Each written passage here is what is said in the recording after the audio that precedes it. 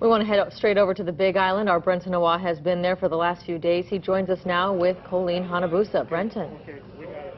Hey guys, we're out here in the KL with Colleen Hanabusa. Colleen, you just saw the results. Your reaction?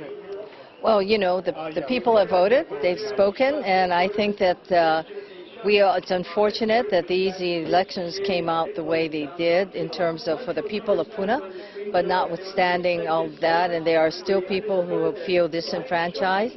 But these are the results that we have to deal with, and my campaign will, of course, evaluate it. But I think that it's a very interesting situation where we have 2,000 votes, or actually 1,700 votes, that's going to determine the United States Senate race. When you look back, would you do anything differently? It was such a close battle. It was such a close race.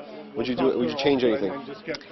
Well, I think that what this race showed was a combination of things, but it also did show that when you have a lot of mainland interests coming in and they can pour in a lot of money, that it did make, I believe it did make a difference in this election.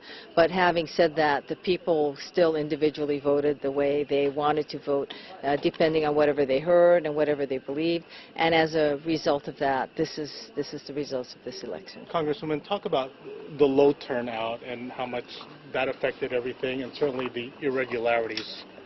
Well, you know, those are always a concern, but that's really a major concern for the people, and the fact that they felt so disenfranchised. I think one of the things that I was most touched with were the people who came from other districts who wanted to vote and were unable to vote. I think that their stories were heart-wrenching, and they did not understand why they could not vote and why somehow no one has been fighting for them out there. You know, the thank yous that I got was the fact that we tried to say that to the courts as well as to everyone concerned, that in fact these people are in a devastated situation.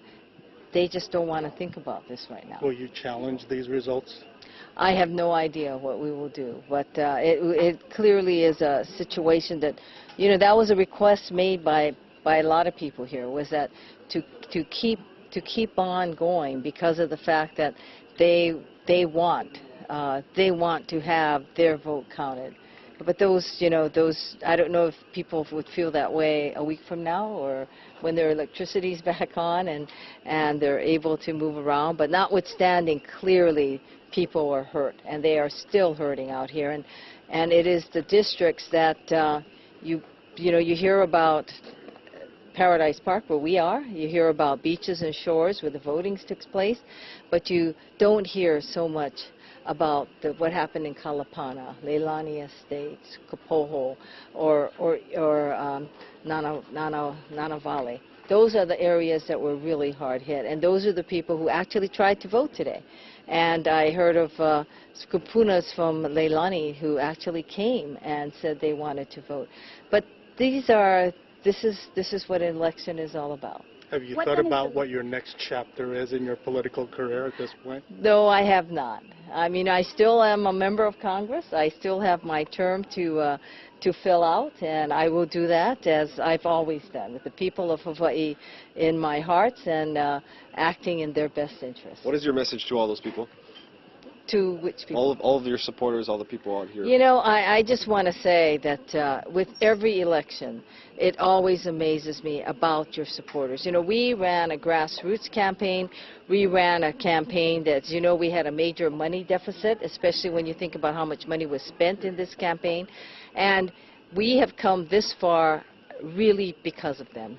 You know, all our aunties and all our kapunas and all the guys who just came out and said, hey, we're there for you. And you know, sometimes I'm amazed when especially in a statewide race, when people don't know who you are really at the beginning. I mean, they know who you are, but they don't have a relationship with you, and yet they're willing to give their all for you. I mean, I think that to me is one of the most humbling and phenomenal things about elections. It's the relationships that we create, the relationships that we earn, and you know, I just want to say mahalo to everyone who has given their heart and soul to this election, because there have been so many people who have done that. All right, thank you very Well, much. thank you, Colleen. Congresswoman. Certainly still Guys, to her support. out here in KL, Colleen Hanabusa expressing her feelings, her thoughts on this election. We'll send it back to you. We're going to have more coverage later tonight at 10.